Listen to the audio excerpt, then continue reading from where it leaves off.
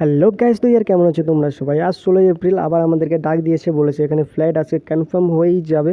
তো আমাদের পরপর দুদিন ফ্লাইট ক্যান্সেল হওয়ার পরে 14 এপ্রিল এবং 11 এপ্রিল ফ্লাইট ক্যান্সেল হয়ে যাওয়ার পর আজকে মনে হচ্ছে ফ্লাইটটা কনফার্ম হয়ে যাবে। এখানে দেখো চেঙ্গিস খান এয়ারপোর্টের নাম দিয়ে দিয়েছে, মানে মঙ্গোলিয়ার এয়ারপোর্ট চেঙ্গিস খান, ওখানে আমরা ল্যান্ড করবো। তো এখানে দেখতে পেলে টিকিট কেটে নিয়ে নিল আমাদেরকে, কিছু অর্ধেক টিকিট দিল, অর্ধেক রাখলো। তো এই যে বাসটা, এই বাসে করে আমরা যাবো এখন ফ্লাইটের কাছে। তো আজকে খুবই ভালো লাগছে, খুব ভালো লাগছে, মানে বলে বোঝাতে পারবো না, এতটা ভালো লাগছে। পরপর দুদিন অপেক্ষা করার পর, মানে ক্যান্সেল হয়ে যাওয়ার পর আজকে ফাইনালি ফ্লাইটটা হচ্ছে। কিন্তু আমি বাড়ি থেকে বেরিয়েছিলাম সেই 6 তারিখে, আজকে 10 দিন পর ফ্লাইটটা হচ্ছে। মানে কি বলবো তোমাদের, কি টেনশনে ছিলাম, কতটা কষ্টে ছিলাম, কিন্তু আজকে সব টেনশন উড়ে গেছে। আজকে খুব হ্যাপি আছি। এখানে পাইলট দেখতে পাচ্ছ, এখানে তো সিট নাম্বার দেখে খুঁজে সিট নাম্বারে বসতে হবে। তো খুঁজে পাচ্ছিলাম না প্রথমে, সিট নাম্বারটা পরে পেয়ে গেছি। তো সিট নাম্বারে বসার আগে একটু ভিডিও করে নিলাম, এখানে খুব সুন্দর লাগছিলো। কিন্তু প্লেনটা যেন খুবই ছোটো মনে হচ্ছিলো। যাই হোক, 120 জনের ফ্লাইট ছিল এটা। তো এই যে বন্ধুটা বসে আছে এখানে।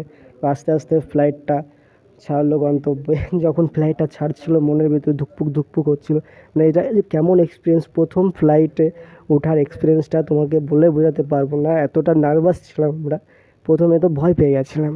ফ্লাইট যতটা ধীরে ধীরে উপরে যায় ততটাই মনের ভিতরে ধীরে ধীরে ধুক ধুক ধুক ধুক বাড়তে থাকে। অবশেষে ফ্লাইট যখন দিল্লি পুরো উপরে পৌঁছে যায়, যখন দিল্লি শহরটা পুরো দেখা যায়, তখন যে মনটা কি হ্যাপি হয়ে যায় বলে বোঝাতে পারবো না। এই দৃশ্যটা মানে খুবই অসাম একটা দৃশ্য।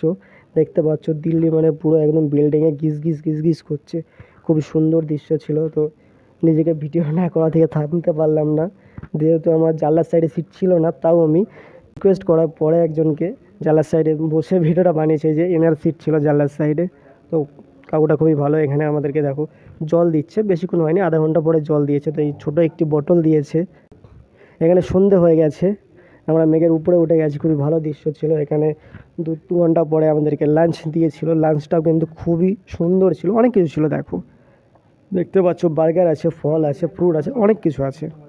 এটাতে কী দিয়েছে একটু খুলে দেখা যাক, এটাতে কী দিয়েছে। হয়তো আমি প্রথমে ভেবেছিলাম হয়তো রুটি বা তড়কা এরকম কিছু দেবে। তো আমার গেস্ট কিছুটা ঠিক হয়েছিল, রুটি তো আমাদেরকে দিয়েছিল, তবে আমি ভেবেছিলাম ওটার ভিতরে হয়তো তড়কা বা ওরকম পনির কিছু হবে, হয়তো অনেকে চিকেন খায় না, যার জন্য আমি ভেবেছিলাম পনির হবে। তো কিছুটা আমি ঠিক গেস্ট করেছিলাম, আর কিছুটা মেলেনি। তো এখানে রাজমা দিয়েছে, পনিরের তরকারি দিয়েছে, আর রাইস দিয়েছে। বেশ মোটামুটি খাবারটা খুবই সুন্দর ছিল, খুবই ভালো। তো কথা বলতে বলতে দেখো আমি ঘুমিয়ে পড়েছিলাম, তো বাকি ভিডিও করতে পারিনি ফ্লাইটের। তো চলে এসেছি এখানে, মঙ্গোলিয়া নেমে গেছি আমরা। তো এই যে আমাদেরকে ওয়েলকাম করার জন্য এখানে দুজন মঙ্গোলিয়ান এয়ার হোস্টেস ছিল। যাই হোক, তো এখানে আমরা চলে এসেছি, তাও খুবই হ্যাপি, সবাই কিন্তু হ্যাপি আছে এখানে। তো এখান দিয়ে এবার ইমিগ্রেশন হবে। তো যাই হোক, সবাই সোয়েটার পরে নিচ্ছে। নেমে কিন্তু ভিতরে গরম ছিল, অতটা ঠান্ডা নেই, হিটার চালু ছিল। তো এখানে এই যে ইমিগ্রেশন দেখতে পাচ্ছ, মঙ্গোলিয়ান ইমিগ্রেশন। তো আমি ভেবেছিলাম খুব টাফ হবে, অতটা টাফ নাই। তো ইমিগ্রেশন থেকে ওখানে কিছু জিজ্ঞেসই করেনি, আমাদের বেরিয়ে এসে এখানে ব্যাগ কালেক্ট করছি আমরা। এই যে ব্যাগ চলে এসছে আমাদের। তো এখান থেকে আমরা ব্যাগটা তুলে নিয়ে বাইরে বেরিয়ে গেছি। তো দেখতে পাচ্ছ সবাই পুরো একদম একদম সিল প্যাক, পুরো সিল প্যাক হয়ে গেছে সবাই। আর তোমাদেরকে তো টেম্পারেচারটা দেখায়, দেখো -2 ডিগ্রি টেম্পারেচার। তো এখানে বাস চলে এসছে আমাদের। এই যে 3টে বাস আছে পরপর অন্ধকারে, জানি না তোমরা দেখতে পাচ্ছ না। তো বাসে উঠে গেছি আমরা, এখানে বাস ছেড়ে দিয়েছে।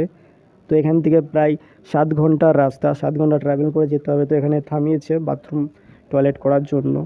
তো দেখতে পাচ্ছ চলে এসেছি আমরা। যাও পুরো আসিনি, এখানে মঙ্গোলিয়া সিটি, এটা সিটিটা এরকমই, পুরোটাই রেগিস্তান, ছোট্ট একটা সিটি। তো এই সিটি ভিতর দিয়ে আমরা যাচ্ছি এখন। তো এখানে ভিতর দিয়ে দৃশ্যটা খুবই ভালো।